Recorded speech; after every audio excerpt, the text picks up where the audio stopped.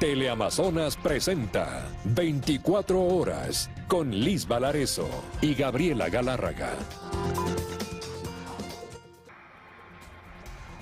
Amigos, buenas tardes, bienvenidos a 24 horas. Impacto en el mundo por una tragedia aérea en India.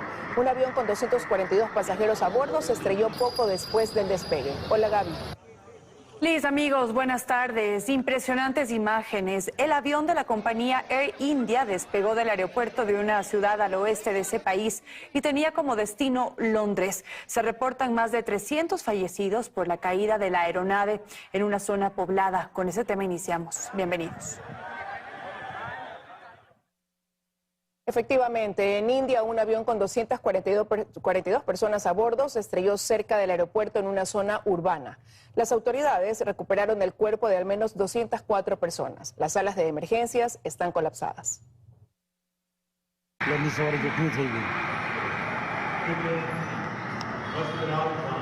Este fue el momento en el que un avión comercial se estrelló en India. En redes sociales circularon nuevas imágenes del trayecto del avión desde el momento que despegó hasta su colisión.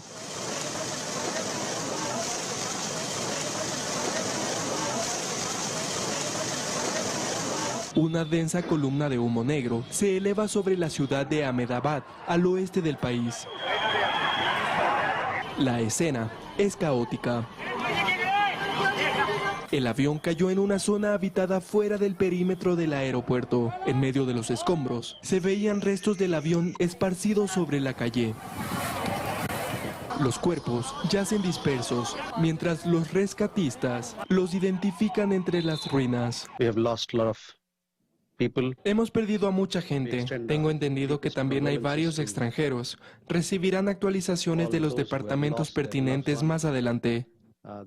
El comisario de policía de la ciudad informa que más de 300 personas han sido encontradas sin vida. A pocos kilómetros de allí, los hospitales locales están saturados. El gobernador de Gujarat ordenó establecer un corredor verde para trasladar a los heridos con urgencia. De igual manera, se confirmó que equipos de investigación de Estados Unidos y el Reino Unido llegaron al lugar para colaborar con las investigaciones. Pero la prioridad sigue siendo el rescate. Este accidente ya se considera la peor catástrofe aérea en India de las últimas 4 décadas. Mateo Paredes, Teleamazonas.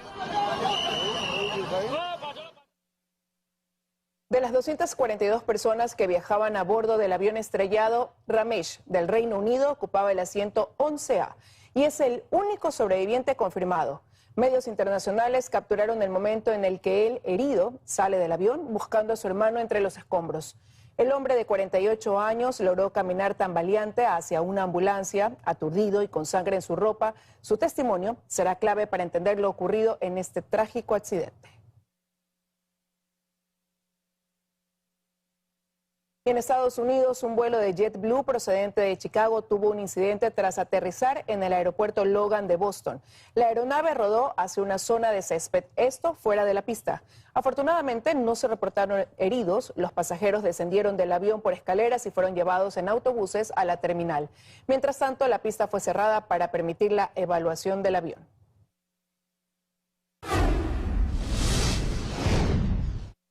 Y en Estados Unidos, las protestas contra la persecución de migrantes se extienden por todo el país. Pese a las manifestaciones y a la violencia, el ICE mantiene las redadas migratorias en varios estados.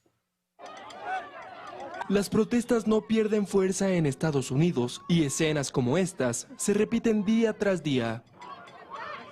La tensión escala y con ella la violencia se intensifica. En medio de un clima de creciente tensión, Estados Unidos vive una nueva ola de protestas que se ha extendido por todo el país. Las calles de ciudades como Los Ángeles, Nueva York, Chicago y San Antonio se han llenado de voces que se oponen a las redadas migratorias ordenadas por el presidente Donald Trump, quien ha desplegado a más de 5,000 efectivos de la Guardia Nacional y Marines en el país.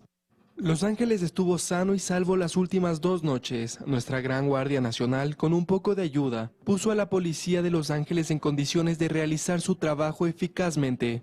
Las imágenes son impactantes, caravanas blindadas y soldados patrullando las calles. Además, se esperan más protestas contra el ICE en Nueva York. Los manifestantes exigen la salida de la Guardia Nacional de la ciudad, mientras el alcalde Eric Adams asegura que la violencia no será tolerada en Nueva York. A pesar de las protestas, las redadas migratorias se mantienen.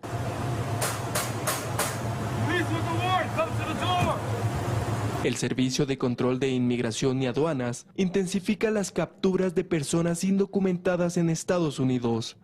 Mateo Paredes, Teleamazonas.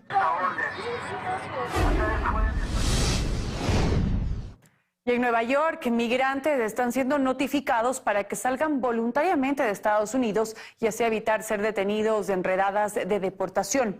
Hoy, varios también fueron arrestados al presentarse a la Corte de Inmigración de la Gran Manzana. A esta hora nos contactamos con nuestro compañero Alcibiades Onofre para que nos cuente detalles. Alcibiades, adelante.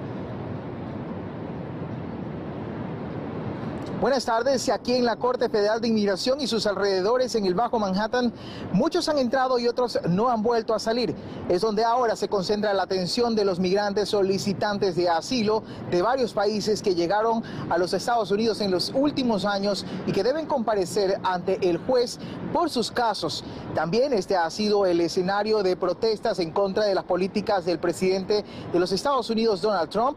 Y pues este 12 de junio, como ustedes ven, el ambiente está tranquilo por el momento, pero la presencia de los agentes de la policía es fuerte y se ha redoblado. Lo que sí también podemos observar es que agentes de ICE están esperando a la salida a varios de los que comparecen ante el juez. Pues aquí también tenemos enseguida el reportaje. Visiblemente, estas mujeres temblaban de miedo. Son migrantes ecuatorianas que llegaron porque hoy tenían audiencia, pero dentro del edificio hay muchos que se quedaron atrapados. Ya no salen. Muchos han recibido una orden de abandono del país de forma voluntaria, porque el asilo simplemente les fue denegado, y otros porque desde que ingresaron ilegalmente a los Estados Unidos nunca solicitaron ninguna medida de estatus. Oh, me negaron el caso. Tiene un mes para hacer la apelación o si no tiene para presentarse a la secretaría para prácticamente la deportación. Esta pareja de guayaquileños esta vez tuvieron suerte. Está un poco complicado, o sea, los nervios obviamente nos van a comer por lo de las redadas y todo eso, pero gracias a Dios nosotros tuvimos corte hoy día, 12 de junio, y nos fue muy bien. Fue la primera corte, nos dieron todavía plazo para dentro de un año. Le están dando oportunidad de salida voluntaria. Aquí en Nueva York por lo menos. Sí, aquí en Nueva York, gracias a Dios. En Nueva York, agentes de ICE siguen efectuando detenciones, incluso en localidades como Long Island y el norte del estado, donde acuden a viviendas a detener a quienes ya cuentan con órdenes de deportación y también presentan antecedentes judiciales, tanto en sus países de origen como en los Estados Unidos. Hasta tanto, la atención prevalece en la comunidad hispana y especialmente en la ecuatoriana. Algunos de los inmigrantes han dicho que no van a acudir a las cortes por temor a ser detenidos, pero en este país cada vez más la situación es complicada y las escapatorias son casi nulas. Seguimos con más en 24 horas, retornamos a estudios. Gracias, Alcibiades. Y tras una semana de protestas y tensión por operativos migratorios en Los Ángeles, el consulado ecuatoriano activa la asistencia para nuestros compatriotas. Entre los migrantes detenidos en las redadas constan ecuatorianos, según una lista del Departamento de Seguridad Nacional de Estados Unidos. Es a través de este comunicado expuesto este miércoles en la página de X de la Cancillería, donde se detalla que ante el aumento de manifestaciones por las redadas en Los Ángeles, California, la Cancillería ecuatoriana activó el plan de asistencia para atender a sus ciudadanos en riesgo de ser detenidos o deportados por el Servicio de Inmigración y Control de Aduanas. El documento pone a disposición de forma clara que el consulado en Los Ángeles mantiene habilitados canales de comunicación directa con asociaciones de ecuatorianos en la ciudad, además de 2 líneas de emergencia para apoyo inmediato, como son el +1-323-943-3303 y el +1-323 623-658-6020. De igual manera, se ha activado un chat con líderes comunitarios para monitorear posibles detenciones y responder ante cualquier solicitud de ayuda legal o humanitaria. Y en este contexto, la periodista ecuatoriana Dayana Monroy, radicada en Los Ángeles, nos comenta si han bajado o no las tensiones en Los Ángeles luego de un toque de queda. El nivel de las manifestaciones en este momento no están siendo tan explosivas, eso no quiere decir que no se vayan a reanudar. La verdad es que hay que entender cómo es Los Ángeles para saber qué podría pasar en cualquier momento. En este sentido, el pasado 8 de junio, el Departamento de Seguridad Nacional de los Estados Unidos publicó un listado de 11 detenidos procedentes de Vietnam, Filipinas, México, Perú, Honduras y Ecuador, que fueron arrestados por el ICE como inmigrantes indocumentados y acusados supuestamente de ser asesinos, delincuentes sexuales y haber cometido otros delitos violentos. Pese a que como parte de la defensa del Servicio de Inmigración y Control de Aduanas se publicaron ciertos rostros, en lo expuesto no se encontró la identidad de ningún ecuatoriano. Sobre este tema, Cancillería aún no se ha pronunciado ni confirmado el número de connacionales detenidos o el estado de los mismos. Esta situación configura una tormenta perfecta para continuar con las políticas migratorias de la administración de Donald Trump, que desde su mandato ya deja como resultado más de 2.000 ecuatorianos deportados en vuelos que aterrizan regularmente en el aeropuerto de Guayaquil con un promedio de 2 a 3 vuelos por semana. Asterix, Ingrid, Teleamazonas.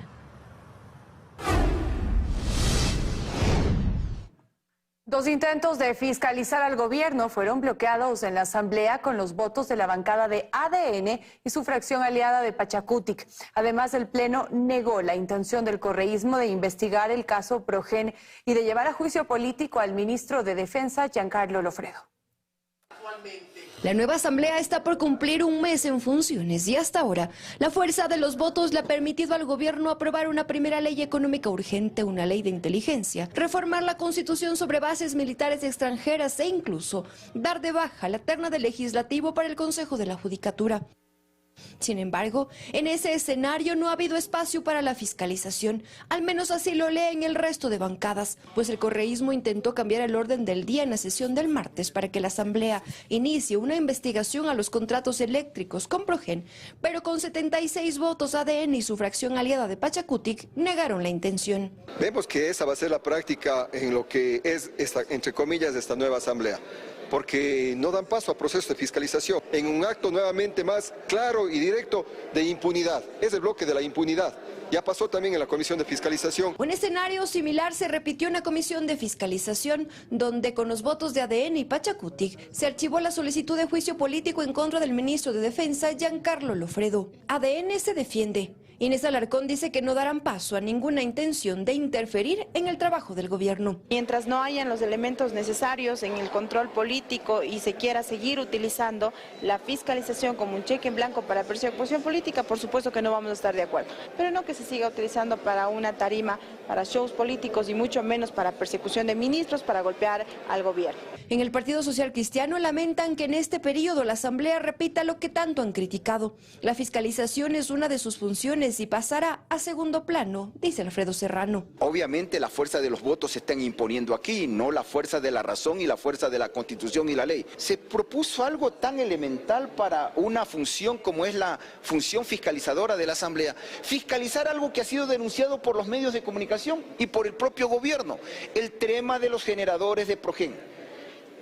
¿Por qué oponerse a que comparezca la ministra a informar, a dar su versión al país? En cuanto a los juicios políticos pendientes, están en fila una solicitud en contra de 2 jueces del Tribunal Contencioso Electoral y una vocal del Consejo de la Judicatura. Los votos que por ahora le dan mayoría al oficialismo definirán si estos se tramitan o no. En Quito, Karen Aro, Teleamazonas. Gracias por acompañarnos, amigos. Aproximadamente son detenidos 350 menores de edad cada mes por su vinculación al crimen organizado. Esto según reveló el Ministerio de Inclusión.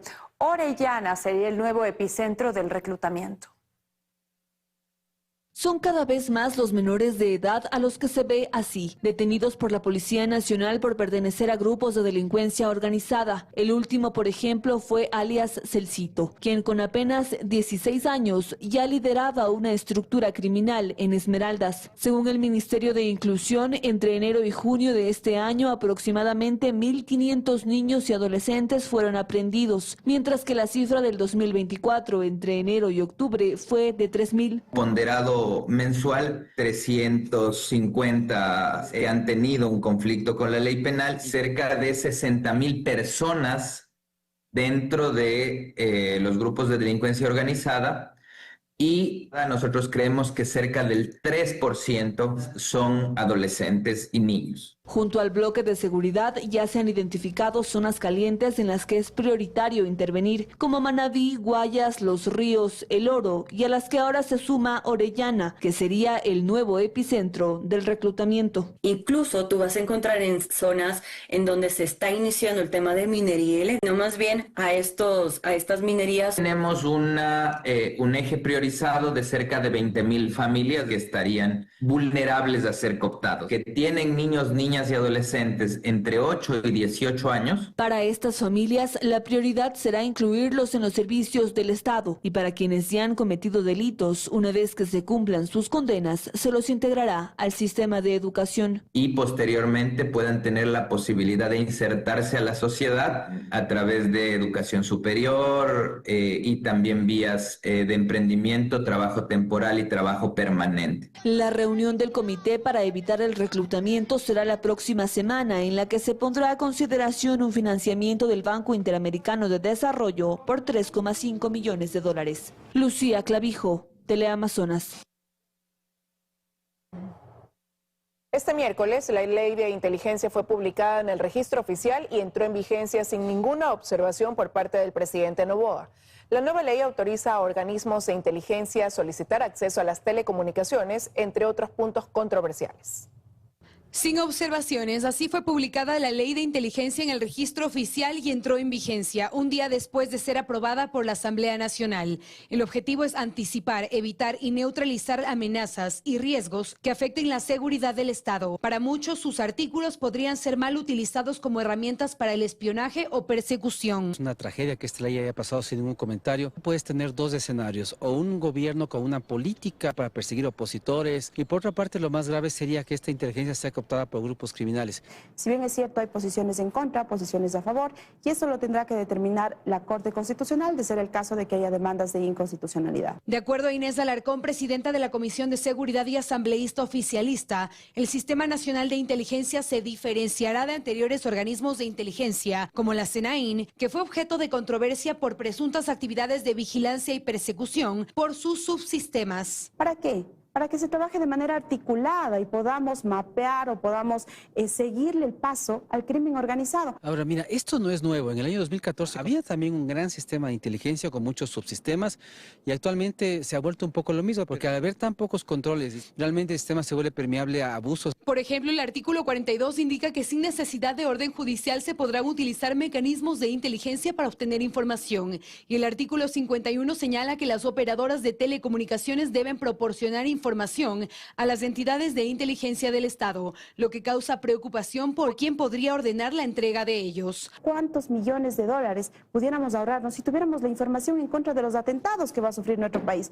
Y más allá de lo económico, ¿cuántas vidas pudiéramos salvar? Esto es muy grave porque implica que podrías pedir información de cualquier persona sin justificar el porqué. Ubicar a cualquier persona que es molestosa para el gobierno, de a dónde va, con quién habla, qué tipo de temas habla. La capacidad, digamos, de que esto salga de control es mínima. Otro artículo sobre el cual debió hacerse observaciones según el experto en seguridad John Paul Pinto es en el de operaciones de inteligencia, en el que se indica que el registro civil proporcionará documentos con una nueva identidad a quienes trabajen en estas entidades. Lo que es importante es que esto sea únicamente en el marco de una operación de inteligencia y no sea usado en otros fines. La ley fue aprobada con 77 votos en la Asamblea, con una mayoría compuesta por el oficialismo, que defiende la norma como una herramienta para enfrentar al crimen organizado. María Gracia Chacón, Teleamazonas. Y en 2 días, los consejeros de Participación Ciudadana deberán presentar sus observaciones para reformar el reglamento del concurso de fiscal general. El documento estaría listo hasta el 18 de junio.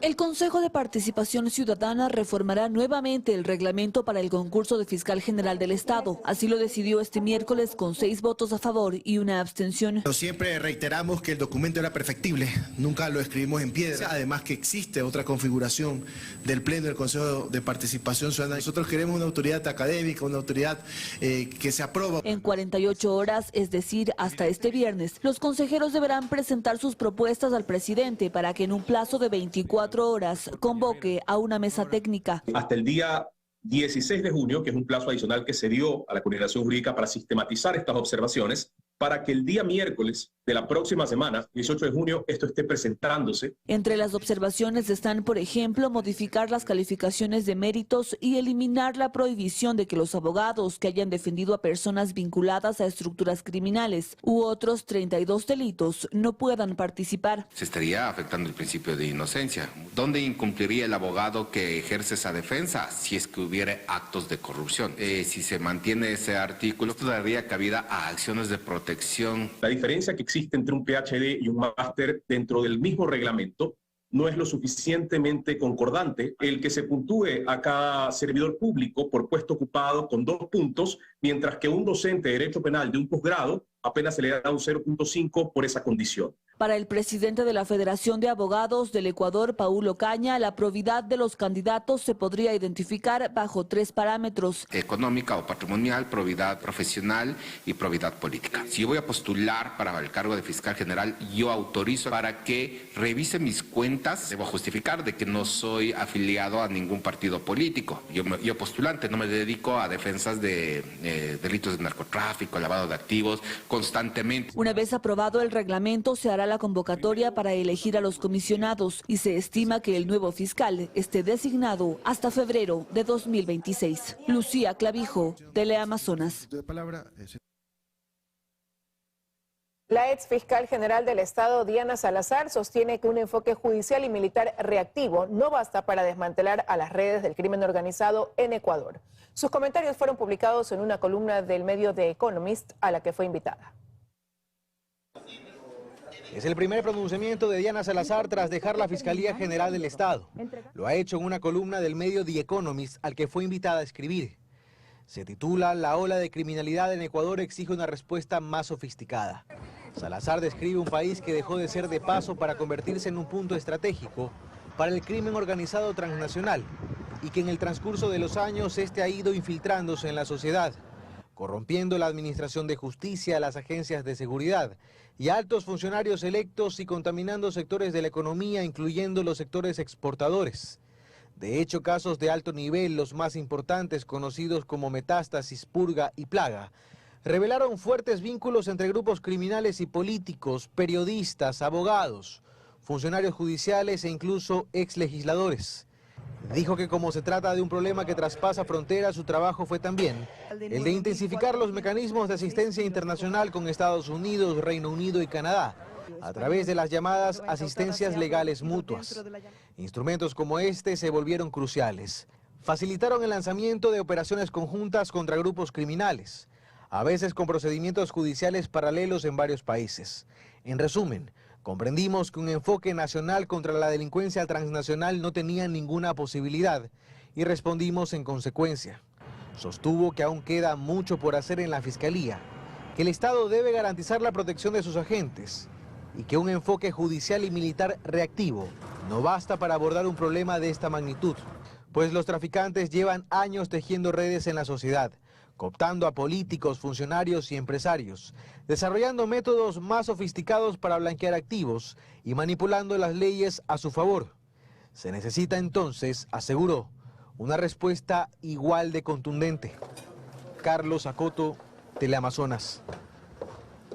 El Pleno del Consejo de la Judicatura suspendió a 3 jueces de la Unidad Anticorrupción. Se trata de Cristian Quito, Jairo García y Gabriela Lara. Según el organismo, los señalados en el denominado caso Fachada, a cambio de favores económicos, habrían actuado para liberar a 2 hijos de Roberto Carlos Álvarez, alias gerente, cabecilla de la organización delictiva Comandos de la Frontera. Los magistrados estarán suspendidos durante 3 meses sin salario mientras continúa la investigación.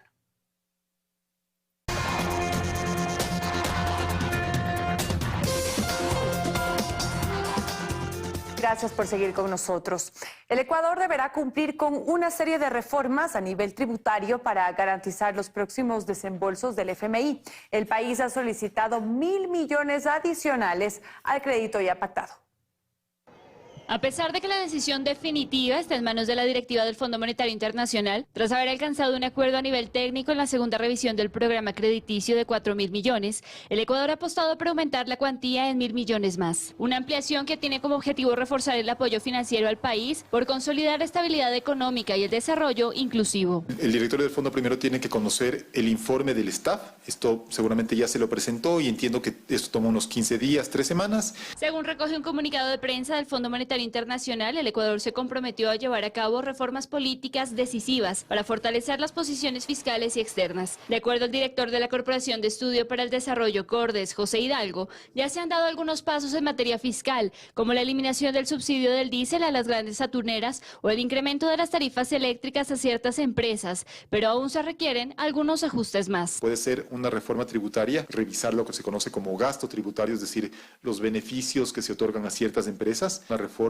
que modernice la normativa laboral o, ¿por qué no?, pensar también en una reforma al sistema de pensiones de la Seguridad Social. El acuerdo alcanzado con el FMI en mayo de 2024 se fijó en 4.000 millones, a un plazo de 4 años. El gobierno del presidente Noboa ya ha recibido 1.500 millones. Para el analista tributario Freddy Ceballos, las siguientes metas a cumplir no necesariamente tendrían que ver con el incremento de impuestos. Debe estar necesariamente orientada a incrementar ese ingreso de nuevos ecuatorianos a esta masa de contribución. Que de los 8 millones de ecuatorianos que formamos la población económicamente activa, menos de 2 millones somos los que realmente estamos pagando impuestos. Otras 2 revisiones por parte del FMI se esperarían para julio y noviembre, pues sin contar con la ampliación del crédito, para este año se espera un desembolso de 1.250 millones. Daniela Valencia, Teleamazonas.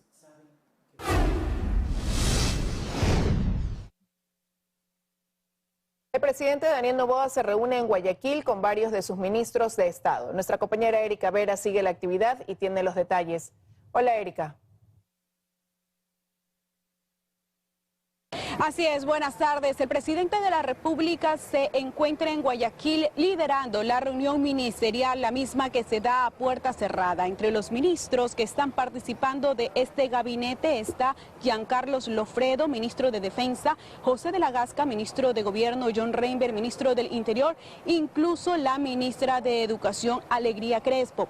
Todo esto se da en el marco de los últimos hechos violentos suscitados en el país. Por otro lado, previo a la reunión, el presidente asistió a la entrega de fondos no reembolsables a organizaciones indígenas, afroecuatorianas y montubias. Aquí el primer mandatario mencionó los últimos resultados tras atender las actividades o proyectos de los grupos sociales. Escuchemos. En la Sierra Centro tenemos récord ventas en lo que vamos del año. En lo que va del año 27%, Los Ríos, 14%, Manabí, doble dígito también, cerca del 10%, Guayas. Eso de ahí no son palabras bonitas, eso de ahí es la realidad. Mientras tanto, nosotros permaneceremos en el exterior del edificio del gobierno zonal para conocer si emitirán algún tipo de pronunciamiento posterior a la reunión que aún continúa. Buenas tardes. Buenas tardes, estaremos pendientes, Erika. Ahora les contamos que ya suman 44 las entidades financieras que operaban sin autorización en el país. Esto según la Superintendencia de Bancos. La mayoría de los establecimientos se sitúan en las provincias de la costa ecuatoriana. En 2024 se detectaron a 76 entidades financieras que operaban sin autorización en Ecuador, mientras que durante el primer semestre del 2025 la Superintendencia de Bancos ya ha identificado a 44 entidades. Presta Mayor, Préstamos Personal Rápido, Préstamos Quito y Banco Crédito Mundial constan en el listado. El superintendente de bancos, Roberto Romero, afirma que estas entidades no solo intentan perjudicar al usuario, también recaen en otros delitos como el lavado de activos. Realmente se abre un portafolio, un abanico de delitos que son investigados por la Fiscalía. Se ponen nombres sugestivos de que son financieras o cooperativas de ahorro y crédito. Engaña a la gente a través de redes sociales. Manabí, Esmeraldas, Guayas, El Oro, Los Ríos y Santo Domingo de los Áchilas son las provincias donde existen más entidades financieras no autorizadas. Y aquí lo que alarma es que no existe una cifra exacta de los ciudadanos afectados ni del dinero recaudado. No obstante, desde la Superintendencia de Bancos se comenta que únicamente de los casos judicializados la semana anterior se identificó la administración de cerca de 10 millones de dólares. Pero como estas organizaciones no reportan nada a nadie, yo estimaría que el valor de millones de dólares es muy superior. Desde la Superintendencia de Bancos también se destaca el trabajo articulado para evitar que los casos denunciados de entidades no autorizadas queden en la impunidad. Con la UAFE, con la Fiscalía General del Estado, con la Corte de Justicia, para poder impulsar estos casos. Y a esto se le añade que la superintendencia también trabaja con Estados Unidos, con la Organización de Estados Americanos y con algunos multilaterales para modernizar la tecnología de la entidad. Para que con blockchain e inteligencia artificial ya empecemos a identificar estas transacciones inusuales de una manera mucho más rápida. En la página superbancos.gov.es, la ciudadanía puede consultar el catastro de entidades bancarias que sí son supervisadas y autorizadas. Bernarda Ceballos, Teleamazonas.